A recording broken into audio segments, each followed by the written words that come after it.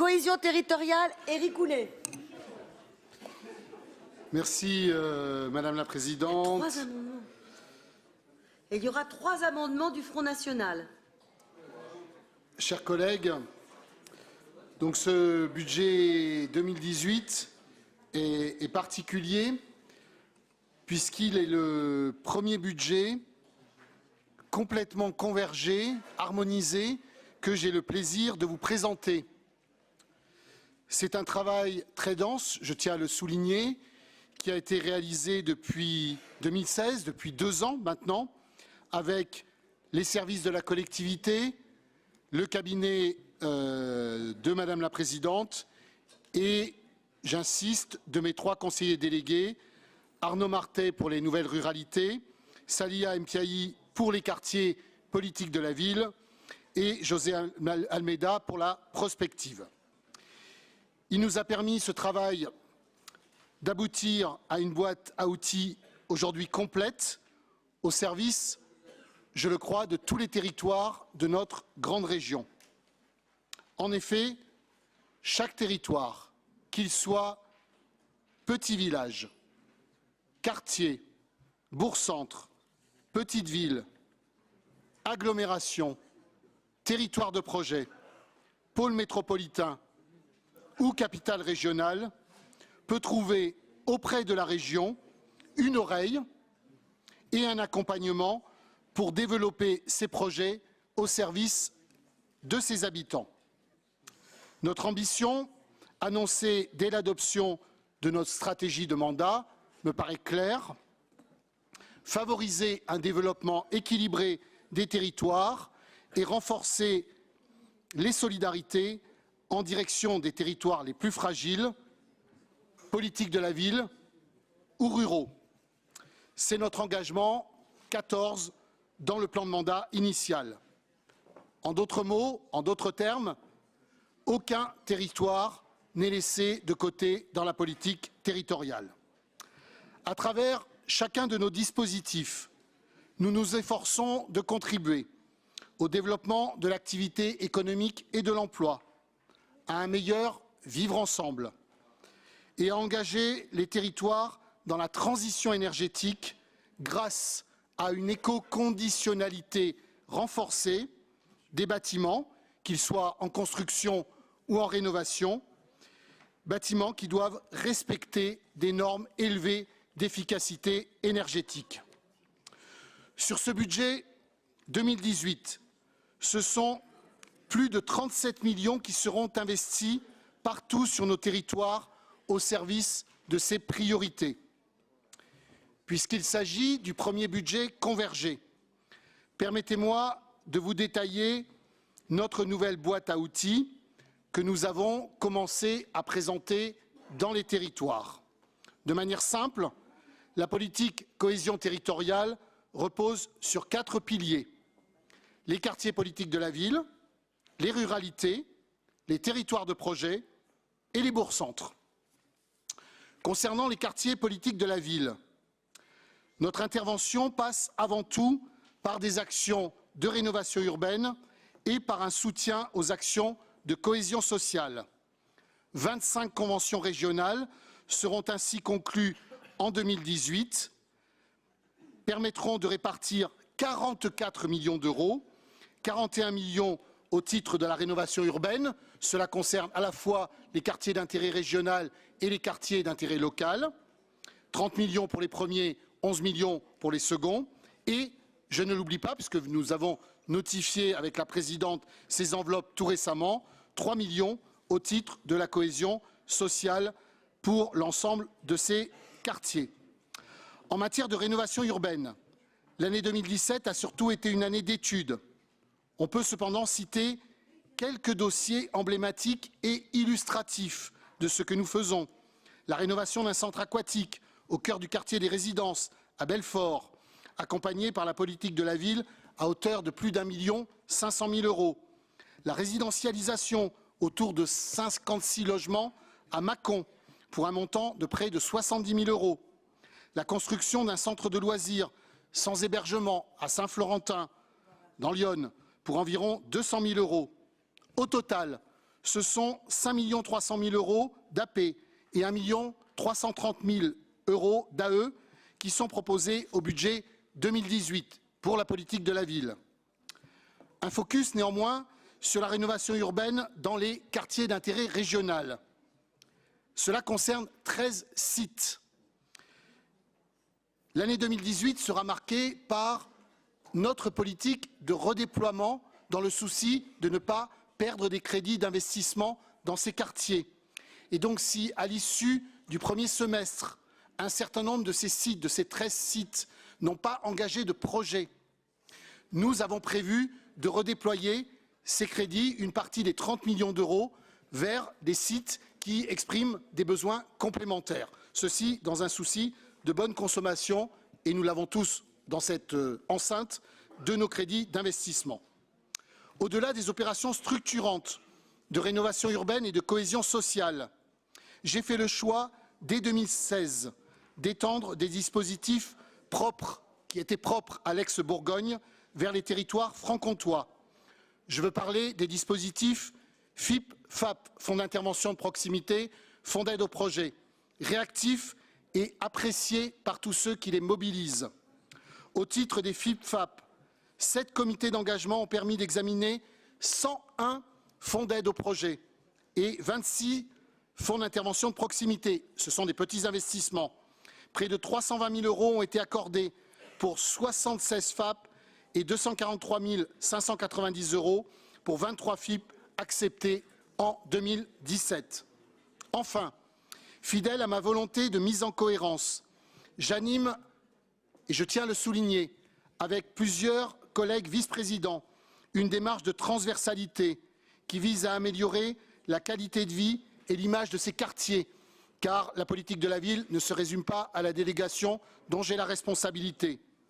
La rencontre du 19 novembre à Chenôve sur la politique de la ville a permis de présenter aux élus et techniciens de ces quartiers l'ensemble des dispositifs spécifiques et de droit commun auxquels ils peuvent postuler.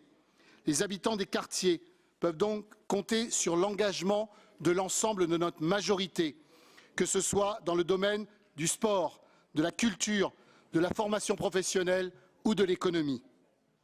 Sur les ruralités, territoire auquel je suis particulièrement sensible, nous avons lancé dès 2017 avec Arnaud Martet la politique Envie.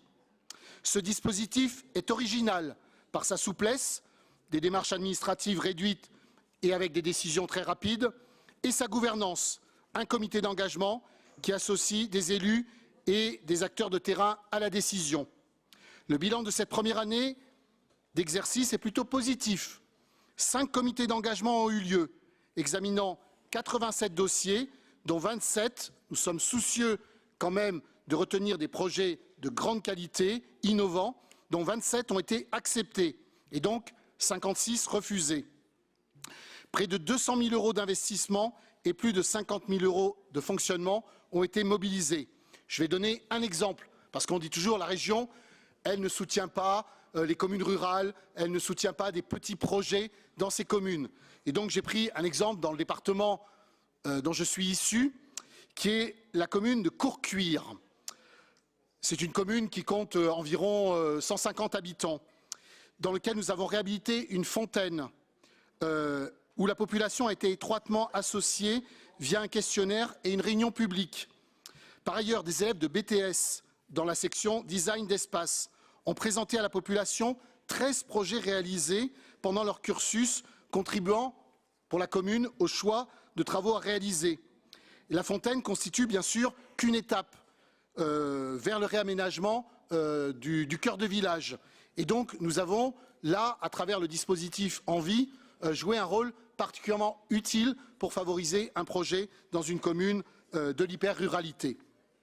Il convient enfin de noter le maintien du dispositif Écovillage, applicable uniquement en Bourgogne, afin d'honorer les engagements antérieurs pris par le Conseil régional de Bourgogne, avant le renouvellement de notre Assemblée. Pour ce pilier, je parle des ruralités, ce sont 2 300 000 € d'AP et 150 000 € d'AE qui sont proposés au budget 2018. Les territoires, les contrats de territoire. Je suis convaincu que le développement de nos territoires ne peut réussir qu'en concertation avec leurs élus et leurs habitants. Notre volonté de contractualiser avec eux, en les rendant acteurs et décisionnaires du projet et des priorités de leur territoire, répond évidemment à cette conviction. La conférence des territoires du 28 juin dernier, ici, dans cette salle, a permis de définir collectivement un nouveau cadre de contractualisation qui privilégie, je le rappelle, l'échelle pays. Une quarantaine de contrats que nous allons intituler Cap Territoire Bourgogne-Franche-Comté sera ainsi négocié d'ici juin 2018, permettant de ventiler sur la période 2018-2020 une enveloppe de 80 millions d'investissements partout dans la grande région. À ces enveloppes s'ajouteront sur la période 2018-2020 10 millions d'ingénierie qui, je le répète souvent avec la présidente, sont aussi un vrai investissement pour les territoires, puisqu'ils permettent souvent d'identifier et d'enclencher les projets. Pour le budget 2018, ce sont donc 18 450 000 € d'AP et 2 630 000 € d'AE qui sont proposés au titre de la première année de ces nouveaux contrats de territoire.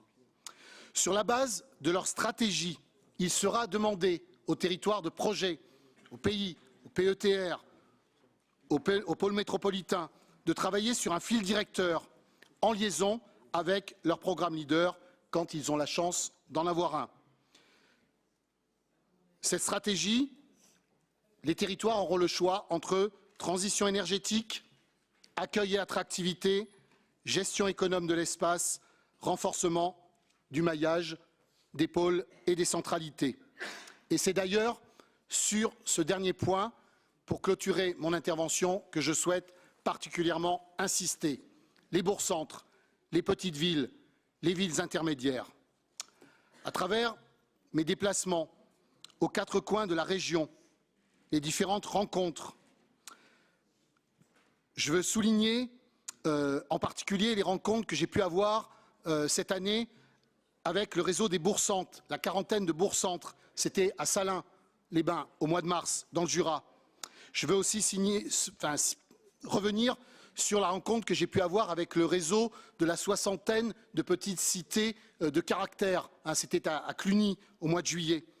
J'ai pu, à travers ces rencontres, relever les enjeux de ces centralités et l'intérêt de proposer différents dispositifs qui concourent, vous en conviendrez, à la fois à la revitalisation commerciale, la production d'un habitat adapté, la valorisation patrimoniale et touristique, au réaménagement d'espaces publics de qualité ou au développement des services.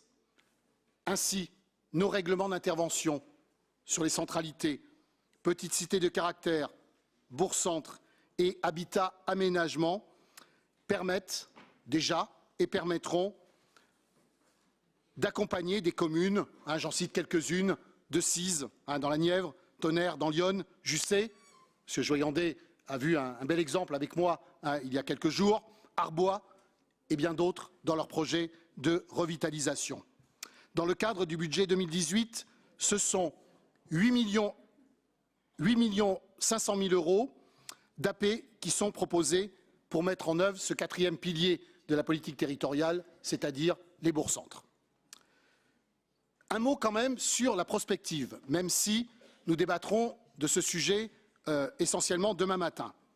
La région, dont le rôle d'aménageur a encore été renforcé par le législateur, porte plus que toute autre collectivité la responsabilité de penser et d'imaginer ce que seront les territoires de demain et ce que seront les aspirations de leurs habitants.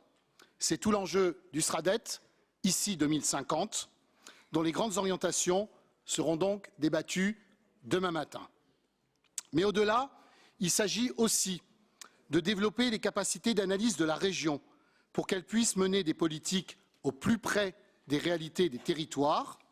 Cela nécessite un travail partenarial poussé avec l'ensemble des acteurs producteur de données que nous avons commencé à engager. La future stratégie régionale de la connaissance, en partenariat avec l'État, en est un parfait exemple et nous aurons bientôt à délibérer de cette question. En conclusion, je voudrais vous dire que la toile de fond du budget 2018 cohésion territoriale, c'est, si je veux aller à l'essentiel, une boîte à outils harmonisée et opérationnelle. J'ai essayé de la représenter rapidement. La conclusion de nouveaux contrats de territoire à partir donc de cette année et la poursuite de l'élaboration du SRADET sur lequel nous reviendrons. Merci de votre écoute.